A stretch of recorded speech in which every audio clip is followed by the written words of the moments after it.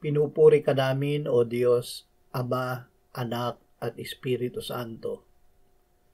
Salamat, Ama, na ibinigay mo sa amin si Jesus na iyong anak, na namatay para sa aming kasalanan, iyong muling binuhay, iniakyat at iniluklok sa iyong kanan sa langit.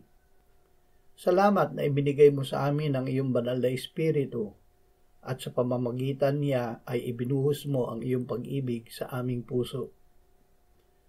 Salamat, Ama, sa iyong biyaya, ang lahat ng mabuti na ginagawa mo para sa amin sa pamamagitan ng iyong anak at ng iyong banal na Espiritu.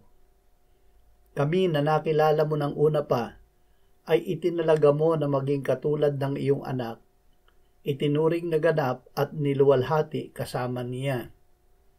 Ibinigay mo ang iyong anak at ibinigay niya ang kanyang sarili upang kami ay maging banal at mamuhay sa iyong di nagmamaliw na pag-ibig.